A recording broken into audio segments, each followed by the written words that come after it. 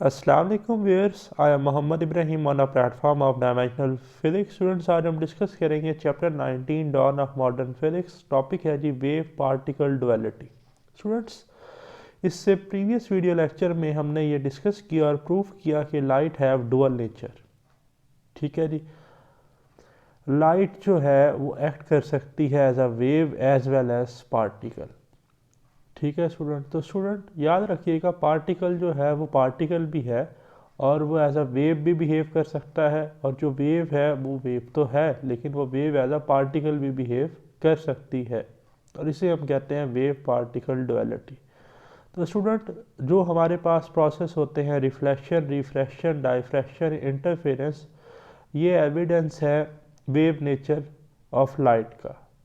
ठीक है जी, जबकि student photo electric effect, Compton effect, pair production, annihilation of matter जो है ये एविडेंस है पार्टिकल नेचर ऑफ लाइट का।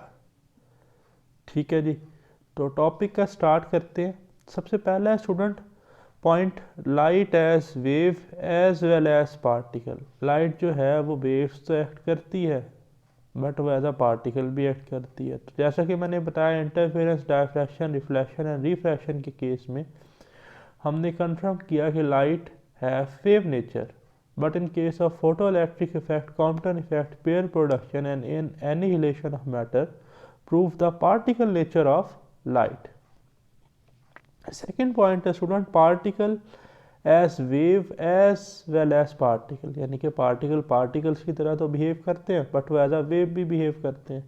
तो हमने एक डिटेल में लॉन्ग क्वेश्चन ये डिस्कस किया था डेविसन एंड जर्मर एक्सपेरिमेंट के नाम से। तो student GP Thomson and Davisson and Germer reveal wave like nature of electron, यानी कि इलेक्ट्रॉन जो है वो एक्सरे की तरह क्या करता है, डायफ्रैक्शन जो है वो प्रोड्यूस करता है। स्टूडेंट मज़े की बात, जीपी थॉमसन जो है ये बेटा है जे जे थॉमसन का। तो जे जे थॉमसन ने ये प्रूफ किया था जब वो charge to mass ratio experiment जो है परफॉर्म कर रहा था कि पार्टिकल नेचर है इलेक्ट्रॉन की, जबकि इसके बेटे ने जीपी थॉमसन ने क्या प्रूफ किया कि इलेक्ट्रॉन की वेव नेचर है। ठीक है जी,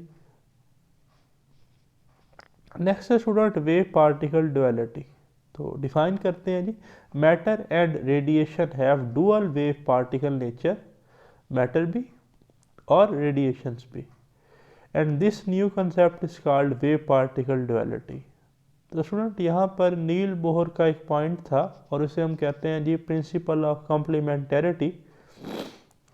तो देखें, Niels Bohr point that both wave and particle aspect are required for the complete description of both radiation and matter.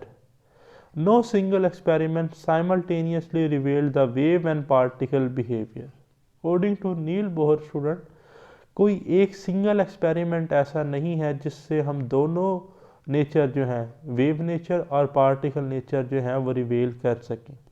हाँ, जब हम लाइट नेचर पढ़ेंगे तो तब हम वेव नेचर को जो है, लाइट की पार्टिकल नेचर है तो हम वेव नेचर जो है उसको स्टडी नहीं कर सकते, और जब लाइट ट्रीट कर रही है एज अ वेव तो हम एज अ पार्टिकल उसको डिस्कस नहीं कर सकते।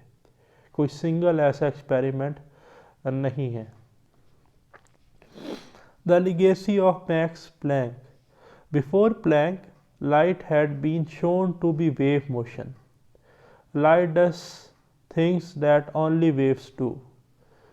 For example, diffraction, this is where light separate out when it pass through a single slit. ठीक है जी, यंग डबल स्लिट में हमने पढ़ा, वहाँ पर डबल स्लिट थी, यहाँ पर आप देख रहे हैं सिंगल स्लिट है। तो यहाँ से देखें, ये पैरेलल रेस जो है जी लाइट की आ रही हैं, जैसे ये यहाँ से पास होंगी तो ये बेंड होंगी, bending of wave round the obstacles, जैसा कि आप इस डायग्राम में देख रहे हैं। Diffraction at a slit only wave behave like this. A diffraction pattern is produced when laser light pass through a fine slit. ठीक है जी, ये आपके पास है जी diffraction pattern due to laser light, जब हमने इसे फाइन स्लिट से पास किया।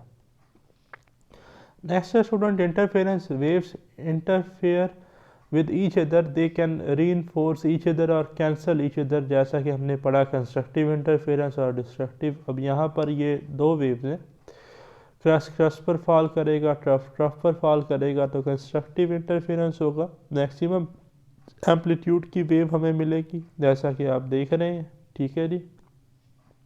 जबकि इससे नेक्स्ट स्लाइड में स्टूडेंट ज़रा देखें, ये क्रस्ट है, ये ट्रफ है, इसका ट्रफ है तो इसका क्रस्ट है, तो यहाँ पर डिस्ट्रक्टिव इंटरफेरेंस होगा तो ये कैंसिल कर देंगे एक दूसरे को,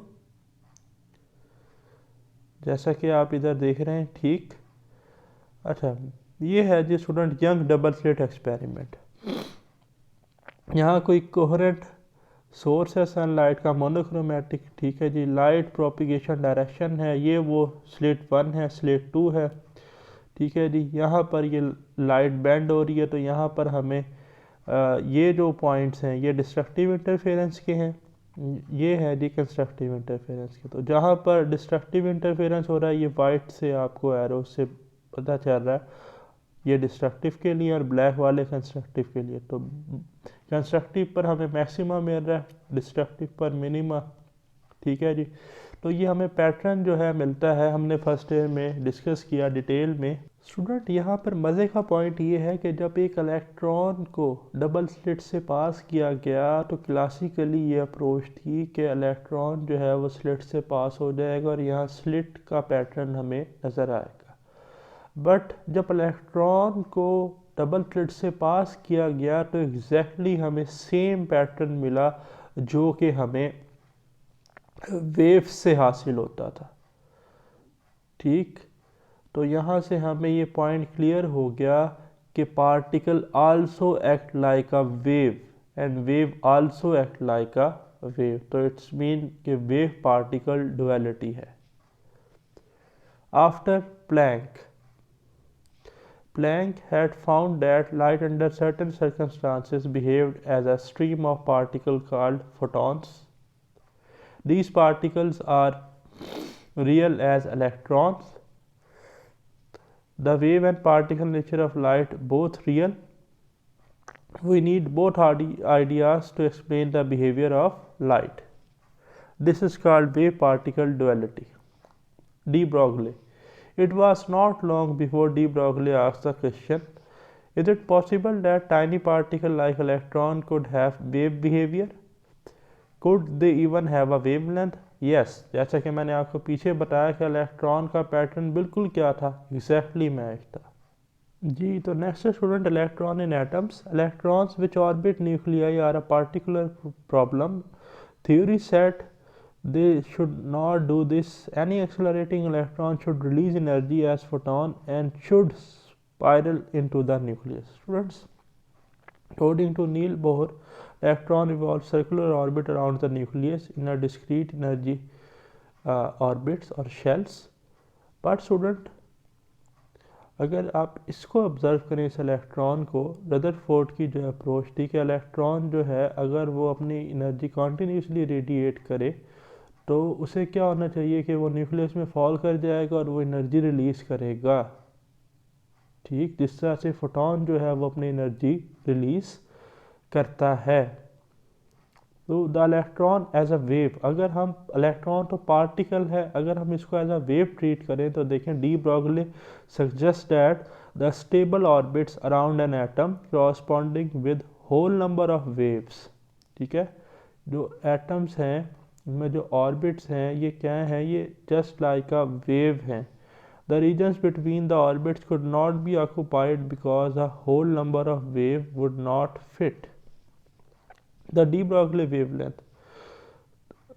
De Broglie equation for wavelength of an electron is equal to lambda is equal to h over mv. The equation applies to all particles, but only very small particles like electron have measurable wavelength, where lambda is the wavelength associated with electron, h is the Planck's constant, mv is the mass multiplied by velocity of electron called momentum of the electron.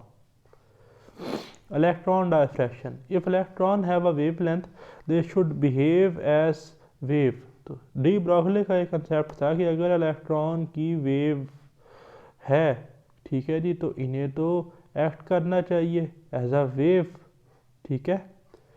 तो under the right circumstances, for instance, they should exhibit effect like diffraction and interference. इसलिए हमने deviation and Germer experiment में proof किया कि जो हमारे पास electron है particle ही act करते हैं एज अ वेव, तो इसलिए हम उसे कहते हैं wave nature of particle. Next है जी electron diffraction. This was the first electron diffraction pattern ever. ठीक है जी, ये है स्टूडेंट इलेक्ट्रॉन की वजह से डायफ्रैक्शन पैटर्न जो है, और ये हमें इलेक्ट्रॉन जो है जी माइक्रोग्राफ या स्कैनिंग इलेक्ट्रॉन माइक्रोस्कोपी के थ्रू मिलता है। ठीक, the wave nature of electron is well establish and allow us to build electron microscope which use wave nature of electron to produce images. ठीक है जी, ये कुछ इमेजेस हैं जी, पोलन ग्रेन्स हैं, सेम जो है स्कैनिंग इलेक्ट्रॉन माइक्रोस्कोपी के थ्रू लिए गए हैं। ठीक है, जो इतना पोर्शन इसमें है तो ये 200 नैनोमीटर के करीब इतना पोर्शन बनता है जितना मैं कर्सर मूव कर रहा हूँ। तो ये हमें जी फ़ायदा है, अगर इलेक्ट्रॉन ट्रीट करता है एज अ वेव, यानी कि पार्टिकल एक्ट करता है एज अ वेव, तो हम उसे इलेक्ट्रॉन माइक्रोस्कोप में यूज़ कर सकते हैं, जो कि ऑप्टिकल माइक्रोस्कोप से काफ़ी एडवांस है। तो मिलते हैं जी नेक्स्ट वीडियो के साथ। स्टे ब्लेस्ड, अल्लाह हाफिज़।